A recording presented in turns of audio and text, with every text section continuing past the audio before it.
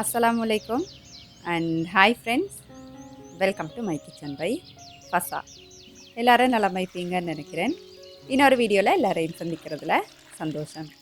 இன்றைக்கு வீடியோ என்ன அப்படின்னு சொன்னால் சில சந்தோஷமான விஷயங்கள் உங்களோட ஷேர் பண்ணணும். அதோட நான் செஞ்ச ரெசிபீஸ் அந்த மாதிரி எடிட் பண்ணிக்கிறேன்.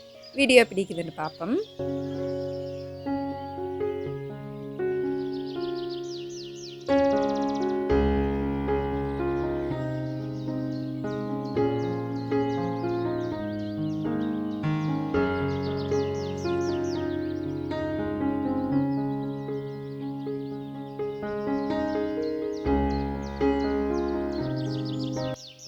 எந்த விதமான ரசாயனங்கள் கலரிங்ஸ் இல்லாமல் வீட்டிலே சுத்தமாக தயார் செஞ்ச ஸ்ரீலங்கன் சரக்குத்தூள், மிளகாய்த்தூள், மிளகுத்தூள், மஞ்சள் தூள், கட்டர்தூள், chicken masala, mutton masala, beef masala, பொலஸ் மசாலா, அதுக்கப்புறம் நாங்கள் ஸ்பெஷலாக செய்கிற ஸ்ரீலங்கன் சத்து மாவு, பிரியாணி மசாலா, மாசி சம்பல் உங்களோட வீட்டு வாசலுக்கே ஆர்டர் பண்ணி எடுக்கலும். டீட்டெயில் எல்லாமே டிஸ்கிரிப்ஷனில் தந்திக்கிறேன், வேணுமெண்டா பார்த்து ஆர்டர் பண்ணிக்கோங்க. ஃபசாஃபுட், பாரம்பரிய சுவையின் ஞாபகம்.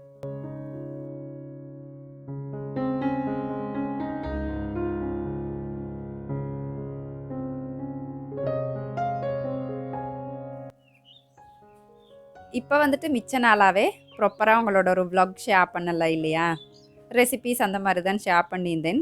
அப்போ நிறைய என் சப்ஸ்கிரைபர்ஸ் கமெண்ட்லேயும் சரி பர்சனலாகவும் சரி ஏதாச்சும் அவங்களோட கார்டனை காட்டலைண்டா உங்களோட வீடியோவே எங்களுக்கு ஃபுல்ஃபில் ஆகாத மாதிரி இருக்குது அப்படின்ட்டுலாம் நிறைய கமெண்ட் பண்ணியிருந்தீங்க. அதுக்கப்புறம் இந்த வ்ளாக் உங்களோட ஷேர் பண்ணிடுவோம் அப்படின்னு நினச்சேன். அதை சுற்றி இந்த ஸ்டார்டிங்கை கார்டன்லேருந்து ஸ்டார்ட் பண்ணுவோம் அப்படின்ட்டு தான் ஷூட் பண்ணிட்டு மகள் வாசிக்கிறதுக்கு கொஞ்சம் களவாய்ப்பா. அப்போ நான் என்ன பண்ணுவேன் அப்படின்னு சொன்னால் இந்த கார்டன் நடுவில் ஒரு சேர் போட்டு கொடுப்பேன். நீங்கள் உங்களுக்கு விருப்பமான ஒரு கதை புக்கை எடுத்து வாசிங்க அப்படின்னு சொல்லிட்டு. அப்போ விருப்பமாக அப்படி வாசிப்பா. உங்களுக்கும் ட்ரை பண்ணி பார்க்கலாம். ஏண்டா இப்போ புள்ளகள் வாசிக்கிற அப்படின்றத விட ஒரு இடத்துல இருக்கிறது அப்படின்றதே பெரிய கஷ்டமாக்குது இல்லையா? அப்போ இருப்பாட்டி பழக்கலும் அதோட இந்த வாசிப்பு பழக்கத்தை கட்டாயமாக பிள்ளைகள்கிட்ட எடுத்துகிட்டு வரணும் நான் கட்டாயமாக. அப்போ அதுக்கு நீங்கள் இந்த மாதிரி ட்ரை பண்ணி பாருங்களே. இயற்கை சூழலோடு வச்சு கொடுத்தோம் அப்படின்ட்டு சொன்னால் கொஞ்சம் இன்ட்ரெஸ்ட்டாக படிப்பாங்க. என் மகளுக்கு அது ஒர்க் அவுட் ஆகுது. அதுக்கு பிறகு தான் நான் அந்த மெசேஜை உங்களோட ஷேர் பண்ணிக்குவோம் அப்படின்னு நினச்சேன். இப்போல்லாம் நாங்கள் குடிக்கிற தண்ணி டிரெக்டாக எங்கட கிணத்துலேருந்தே நான் வாளியால் அள்ளி எடுத்து அந்த மண் பானைக்குது இல்லையா, அதில் ஊற்றி தான் நாங்கள் யூஸ் பண்ணுறோம். இப்போ ஒரு 3-4 மாதமாக அந்த மாதிரி யூஸ் பண்ணுறேன். அதுக்கப்புறம் அந்த கிளிப்பை நான் சேர்த்திக்கிறேன். ஏண்டா சில பேருக்கு பார்க்குறதுக்கு ஆசையாய்க்கும். சில பேர் கேட்பீங்க, நீங்கள் எங்கே இருந்து தாத்தா குடிக்கிற தண்ணி எடுக்கிற அப்படின்லாம். அப்போ எங்களுக்கு முன்னுக்கே ஒரு கிணமிக்குது. அப்போ நாங்கள் அதை மூடி வச்சுக்கிறோம். இப்போ நாங்கள் அதை இப்படி எடுத்து நல்லா வடித்து அதுக்கப்புறம் அந்த மண் பானைக்குது இல்லையா, அதில் ஊற்றி வச்சு தான் யூஸ் பண்ணிட்டுக்கிறேன். அப்போ நான் அந்த கிளிப்பையும் சேர்த்திக்கிறேன். என்னை பொறுத்த வரைக்கும் இந்த மண் பானை அப்படின்றது என்ன சொல்கிற சீப்பாக பெஸ்ட்டாக கிடைக்கக்கூடிய ஒரு ஃபில்டர் இல்லையா? ஊற்றி 2-3 ஹவர்ஸ் அப்படி வச்சிட்டோம் அப்படின்னு சொன்னால் இந்த தண்ணியில் இருக்கிற ஊற்றையெல்லாம் அப்படியே அடிக்காயிட்டு அந்த பிஹெச் பெருமானம் கூட மாறுறதா நான் ரீசெண்டாக நிறைய அப்படி வாசிச்சிக்கிறேன். அதுக்கு பிறகு தான் உங்களுக்கும் அப்படி ஈக்குதுண்டா கட்டாயம் நீங்கள் யூஸ் பண்ணிக்கோங்க. இந்த தண்ணி அப்படி கூலாய்க்கும். இந்த சம்மர் சீசன் ஸ்டார்ட் ஆகிட்டு இல்லையா, கோடை காலத்தில் இந்த குளிராக குடிக்கக்கலாம் கிணத்து தண்ணி அவ்வளோ டேஸ்ட்டாக அவ்வளோ நல்லா இருந்துச்சு. அதை சுற்றி நாங்கள் இப்போ அதே தான் யூஸ் பண்ணிட்டுருக்கிறோம். பிஹெச் பெருமானம் மாறுது அப்படின்னு சொன்னால் நல்ல விதமாக எங்களுக்கு குடிக்கிறதுக்கு தேவையான அளவு பிஹெச் பெருமானம் மாறுறதா நான் நிறைய வாசிச்சிக்கிறேன். அப்போ என்ன சொன்னாலும் இதால் எங்களுக்கு ஒரு சைட் எஃபெக்ட் வரப்போகிறது இல்லை இல்லையா? அந்த காலத்துலேருந்தே பயன்படுத்திட்டு வந்தது. அப்போ நாங்கள் புக்ஸால் படிக்கிறத விட அனுபவத்தால் எங்களோட முன்னோர்கள் படித்து எங்களுக்கு சொல்லி தந்தது. அப்போ இன்ஷால்லா அது பிழையாயிக்காது அப்படின்றது என் கருத்து. நான் இப்படி தான் யூஸ் பண்ணிட்டுருக்கிறேன். இதை நாங்கள் கொஞ்சமாக குடிக்கிற அளவுக்கு சூடு பண்ணி சூடு தண்ணியும் யூஸ் பண்ணிக்குவோம். இல்லாட்டி நிறைய வெயிலிக்கிற காலத்தில் இதை அப்படியே ஃப்ரிட்ஜில் எடுத்த மாதிரி கூலாய்க்கும். அப்போ அப்படியே குடிக்கிறதுன்னு தான். அப்போ அன்றைக்கு காலையில் நான் அந்த குரக்கன் இட்லி கொஞ்சம் செய்வோம் அப்படின்னு சொல்லிட்டு செஞ்சுட்டிருக்கிறேன். இது நான் இப்போ ஒரு 3வது முறை ட்ரை பண்ணுறேன் அப்படின்னு நினைக்கிறேன். மாஷால்லாண்டு வேறு லெவல் சாஃப்டாக நல்லா இருக்குது. அப்போ கட்டாயம் இந்த ரெசிபி உங்களோட ஷேர் பண்ணவே வேணும் அப்படின்னு நினச்சேன். இது ஒன்றும் இல்லை, நீங்கள் குரக்கன் நிற்குது இல்லையா, அதை முழுசாகவே நீங்கள் வாங்கி எடுத்துக்கோங்க. மாவெல்லாம் யூஸ் பண்ண வேணாம். இது கொஞ்சம் கழுவுறது கஷ்டம்தான். ஆனால் கழுவினது உங்களுக்கு கிடைக்குமா இருந்தால் துப்புரவாக்கின குரக்கன் விதைக்குது இல்லையா, அதை எடுத்துக்கோங்க. எடுத்து அதையும் அரைச்சி போட்டுட்டு அதிலே கொஞ்சம் அரிசி அதுக்கப்புறம் உளுந்து எல்லாத்தையும் நல்லா கல் போக அரைச்சி ஒன்றிலே வச்சு எங்களுக்கு ஊற வச்சுக்கலாம். அரிசி வந்துட்டு நாங்கள் வளமையாக சோறாக்குவோம் இல்லையா, அந்த பெரிய அரிசி அது யூஸ் பண்ணிக்கோங்க. இந்த படபத் நாடு அப்படின்னு சொல்லுவாங்க. இட்லிக்கு வந்துட்டு நீங்கள் இட்லி என்ன செய்கிறாண்டாலும் இந்த பெரிய அரிசி நாட்டு அரிசியை யூஸ் பண்ணிக்கோங்க. இட்லி வந்துட்டு நல்லா வரும். அதிலே கொஞ்சம் வெந்தயத்தை போட்டு இப்போ எல்லாத்தையும் நல்லா கழுவி போட்டு 5லேருந்து 6 மணித்தியால் ஊற வச்சு எடுத்துட்டீங்க அப்படின்னு சொன்னால் அந்த குரக்கன் விதையெல்லாம் வந்துட்டு நல்லா ஊறிடும். அதுக்கப்புறம் உங்களுக்கு அரைக்கலும்.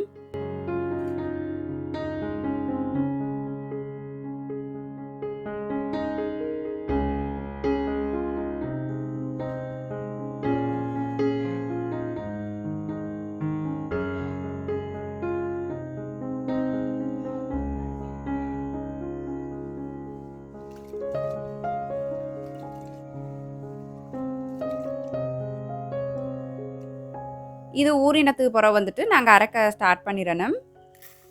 நீங்கள் இதை அரைக்க முன்னுக்கு இந்த ஊறின தண்ணிக்குது இல்லையா, இதில் கொஞ்சமாக அவல் எடுத்துக்கோங்க. நான் இன்றைக்கி வந்துட்டு இந்த சிவப்பு அவல் தான் எடுத்துக்கிறேன். உங்கள்கிட்ட இல்லாட்டி வெள்ளை அவல் யூஸ் பண்ணிக்கலாம். இதில் அந்த ஊற வச்ச தண்ணியே ஊற்றி ஒரு 10 நிமிஷம், மிச்சம் தேவையில்ல, ஒரு 10 நிமிஷம் ஊற வச்சிட்டிங்க அப்படின்னா தாராளமாக போதும். அதை அப்படியே ஊற வச்சுட்டு நாங்கள் ஏற்கனவே ஊற வச்சு இந்த குரக்கன் அரிசி உளுந்து விதை இதெல்லாம் மிக்குது இல்லையா, இதை இந்த ஊற வச்ச தண்ணியே கொஞ்சம் கொஞ்சமாக சேர்த்து நல்லா கிரைண்டரில் போட்டு அரைச்செடுத்துடணும். உங்களுக்கு எவ்வளோ ஏழுமோ அந்த மாதிரி அரைச்செடுத்துடணும்.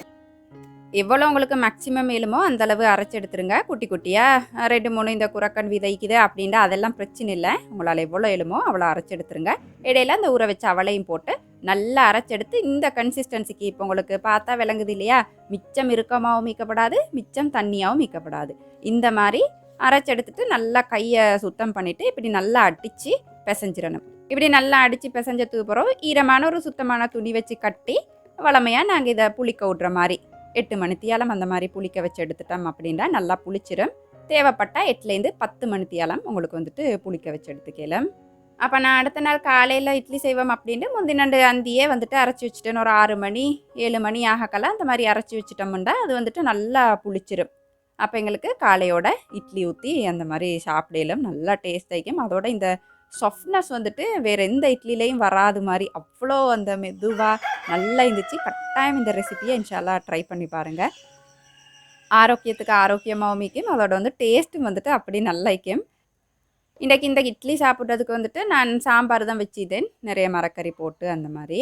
உங்களுக்கு சட்னி கூட யூஸ் பண்ணிக்கலாம். இது நல்லா புளிச்சு வந்திக்கிறத பார்த்தாலே உங்களுக்கு விளங்குது எப்படி இருக்குதுண்டு. இப்போ உங்களுக்கு இதில் தேவையான அளவு உப்பு ஊற்றிட்டு இப்போ நான் காட்டுற மாதிரி மெதுவாக கலந்து எடுத்துடணும். நிறைய ஸ்பீடாகலாம் கலக்கப்படாது. மெதுவாக இப்போ நான் காட்டுற மாதிரி அந்த உப்பு கலந்து படுறதுக்கு கலந்து எடுத்தாலே போதும். அதுக்கப்புறம் உங்களோட இட்லி தட்டுக்கு எண்ணெய் தடவிட்டு ஊற்றிக்கலும். உங்கள்கிட்ட நல்லா சுத்தமான துணி இருக்குது அப்படின்னு சொன்னால் துணியில் ஊற்றி வச்சிங்க அப்படின்னா லேசாக உங்களுக்கு கலட்டிக்கலும். கட்டாயம் நீங்கள் இட்லி அவிக்கல அந்த தண்ணி நல்லா கொதிச்ச பிறகு தான் நீங்கள் இந்த தட்டை சேர்க்கணும். சேர்த்து மூடி வச்சுட்டு ஒரு 10-12 நிமிஷம் அவிச்சு எடுத்துட்டீங்க அப்படின்னா தாராளமாக வெந்துடும். உங்களுக்கு பார்க்கலும் ஒரு சின்ன குச்சி வச்சு குத்தி பார்த்தீங்க அப்படின்னு சொன்னால் அது க்ளீனாக வெளியே வரணும். சில டைம் 15 நிமிஷம் அந்த மாதிரி கூட ஆகலும். அப்போ நல்லா அவிச்சு எடுத்துட்டோம் அப்படின்னா எங்கட இந்த பூ மாதிரி இட்லி வந்துட்டு ரெடி ஆயிரும்.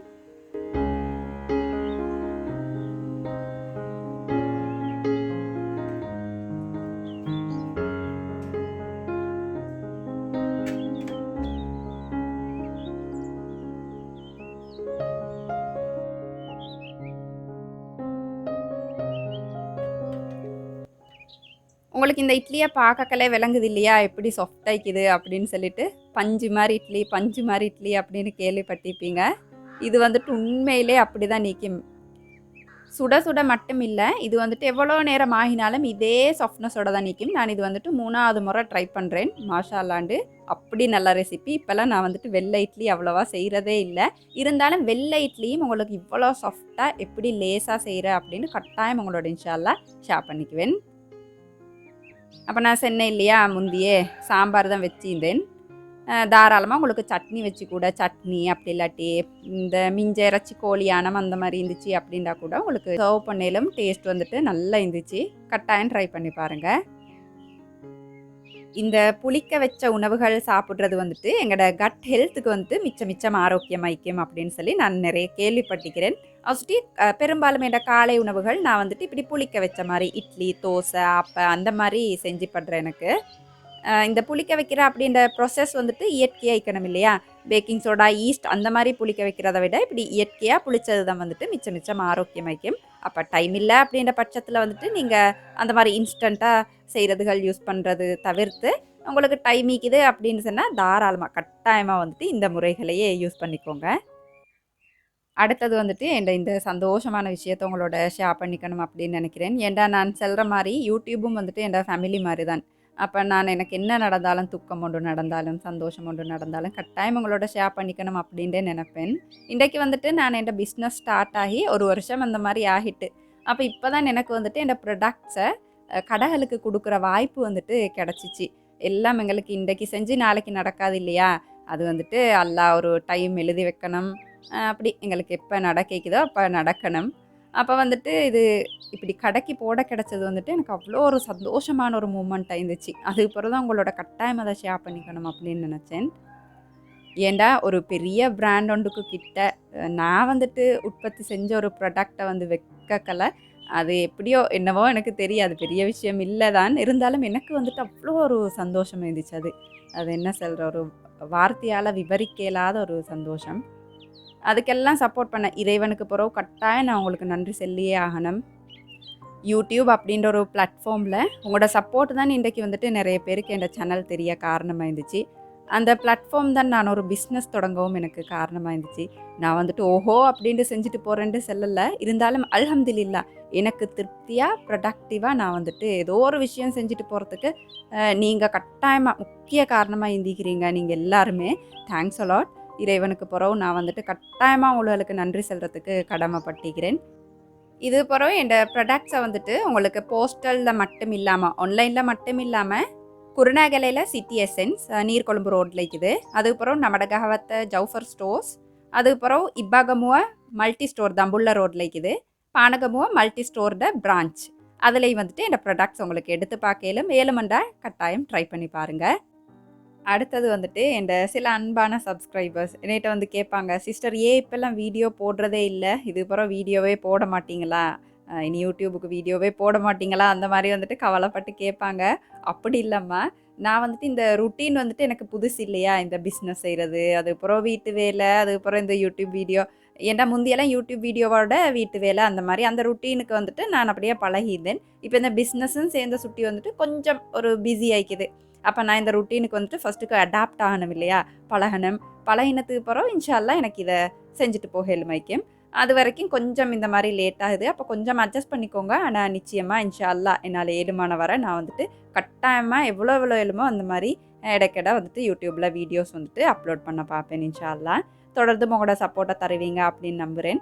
இவ்வளோ நாள் தந்த சப்போர்ட்டுக்கும் தேங்க்ஸ் அலாட். Thanks a lot. இந்த சேனலை சப்ஸ்கிரைப் பண்ணி இவ்வளோ நாள் எனக்கு தந்த ஆதரவுக்கு மிச்சம் நன்றி.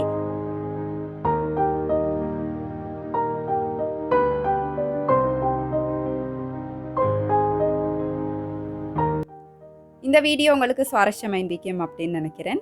அளவாக சாப்பிடுங்க, அந்த அளவில் ஆரோக்கியத்தை அதிகமாக சேர்த்துருங்க. வாழ்க வளமுடன். தேங்க்ஸ் ஃபார் வாட்சிங்.